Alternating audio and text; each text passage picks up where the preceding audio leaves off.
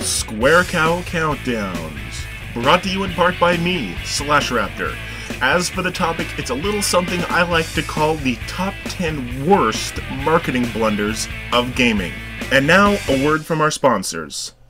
We're focusing on pretty much anything video game related, whether it's consoles, peripherals, games, downloadable content, you name it. But remember that the topic is specifically about marketing blunders, not necessarily the commercials or the products themselves. We're focusing on the way in which the following 10 things were marketed.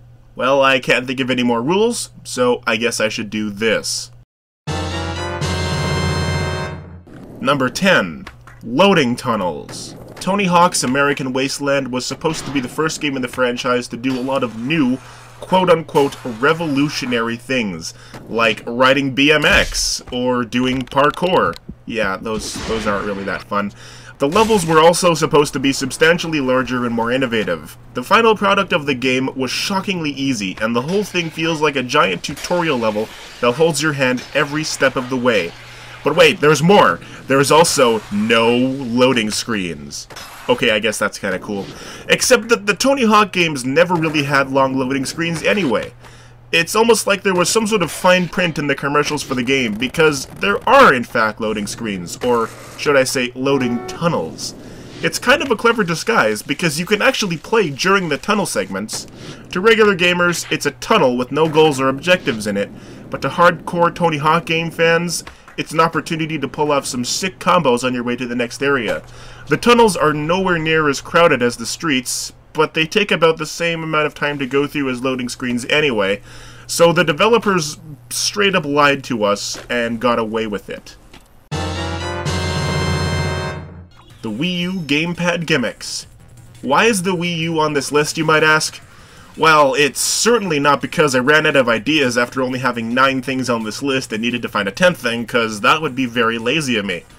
No, but seriously, I did find a couple of decent articles around the web that described why the Wii U's marketing sucked. Mind you, saying that the Wii U even had marketing is a bit of a stretch, because there was hardly any advertising for it to begin with. My major issue with this commercial is that it only focuses on the Wii U gamepad. Not once in the entire segment do we actually see the Wii U console itself. It almost makes it seem as though Nintendo's next-gen installment is a huge, awkward white tablet that enhances the Wii, when it's really a legitimate full HD next-gen console that goes hand-in-hand with the gamepad. But how are we supposed to know that when all they're showing us are the useless, gimmicky features of the gamepad? Good question. Maybe if Nintendo had been a bit more assertive with their marketing, the Wii U wouldn't be in financial peril right now. Legend of Zelda Dance-Off. Wow, it's been a while since we've seen this. Click on Spoiler Llama if you want to watch my Japanese commercials countdown. I don't want to sound too repetitive, so I'm just going to briefly refresh your memories. This commercial sucks because it doesn't include any footage of the game it's advertising whatsoever.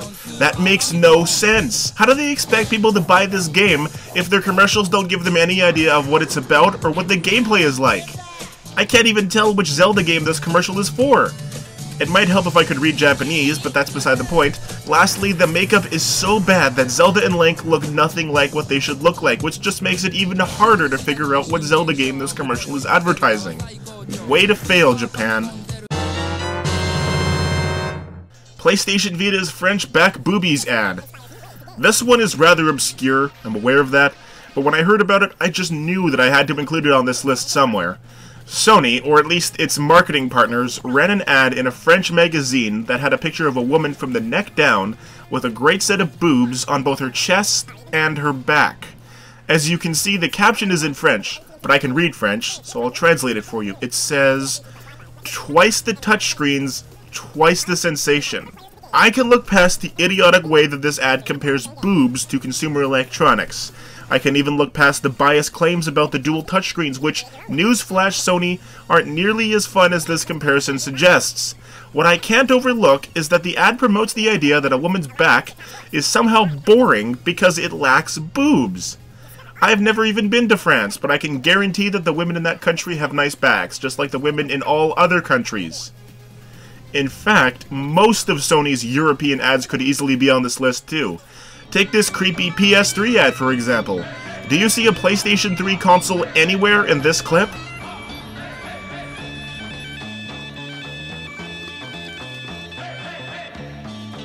Don't feel bad. I didn't either.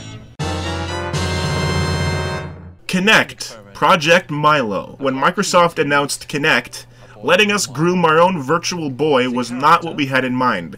Not just because it's a stupid way to introduce a product, but because the game was essentially about having a virtual pet who was a human child named Milo. The technology that was being touted looked fantastic, but the premise of the game was rather disturbing.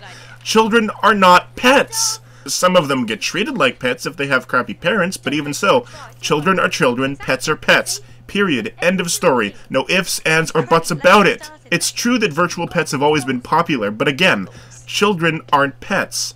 Some could perhaps argue that the usual pets have already had games of their own, like Nintendogs or Nintendcats, but what's wrong with doing the same thing as another company? It certainly makes money, which is all Microsoft really cares about. Not creating good products that bring entertainment to people, just making money. How else would a game like this come to be? Hitman Absolution's Facebook hit lists.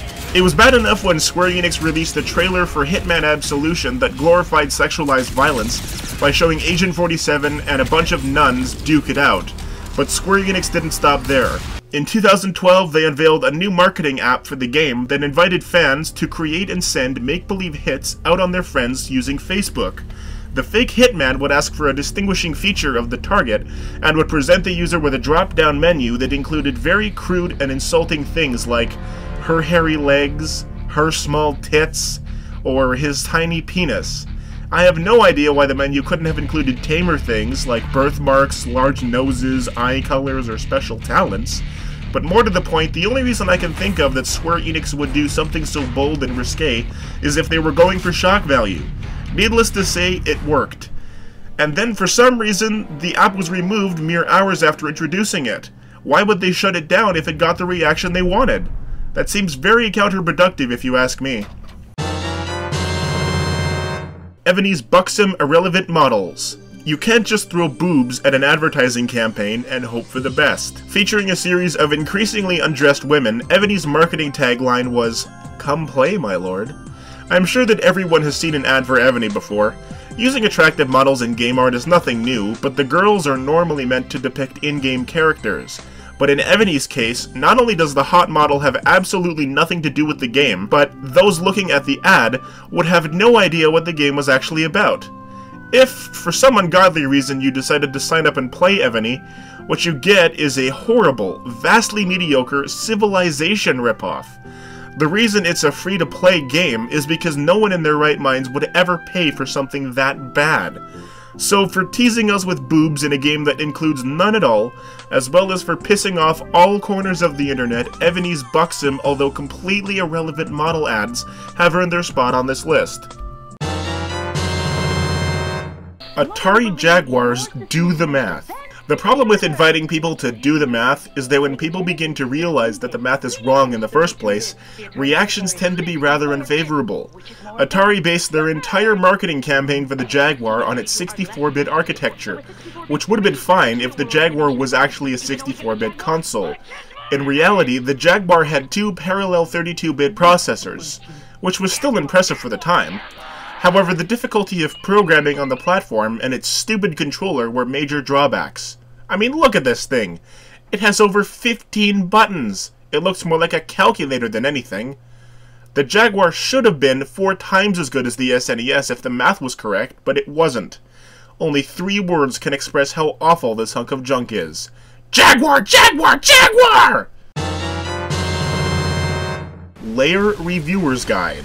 Released in 2007, Lair was one of the earliest PS3 exclusive games. Created by Factor 5, it was a flying game where you rode a dragon into battle. I know what you're thinking. How do you screw up a game with such an awesome concept? Easy. You cripple it by making it entirely motion control based. If you do that to any game that doesn't need it, chances are it'll end up sucking too.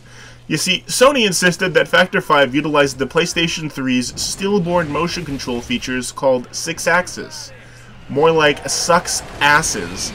Because the entire game needed to be played using awkward motion controls, it was reviewed accordingly and suffered a low Metacritic score. Every single gamer and every single reviewer said the game would be much better if control stick support were to be patched in. Here's where the blunder happens.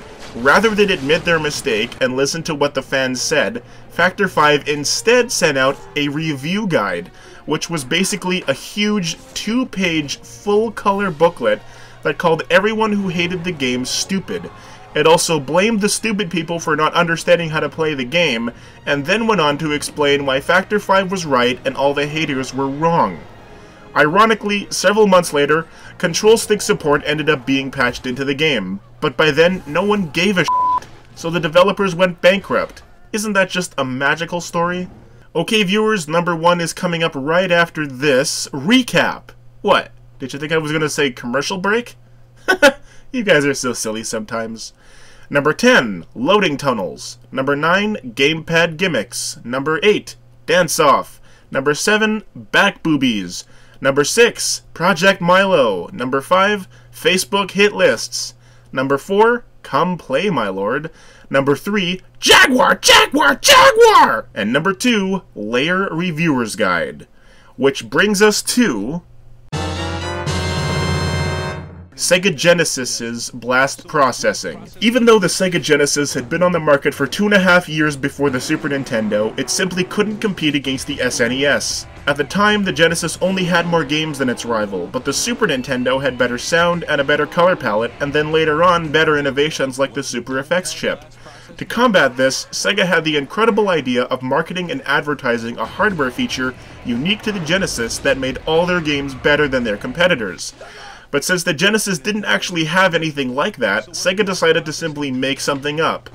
Hence, blast processing was born, and it was subsequently put forward as the reason why Genesis games were so much more awesome than Nintendo games.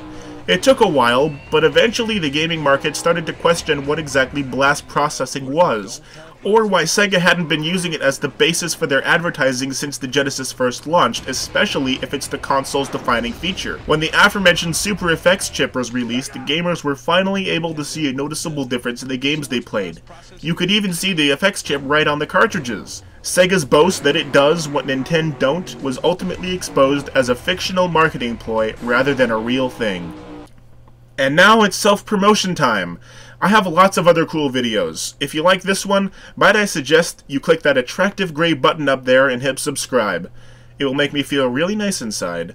Or maybe you want to watch some more videos first. Click this button to check out the Slash Raptor Show, click this button to check out Game On, or click this button to check out more countdowns. There's plenty of good stuff on my channel. I guarantee it. In fact, I money back guarantee it, which is kind of pointless because you're not paying me any money to do this. But it would be awesome if you were, hint hint. No, I'm just kidding. Or am I? Yes, I am. Okay, I'll see you guys later. Bye.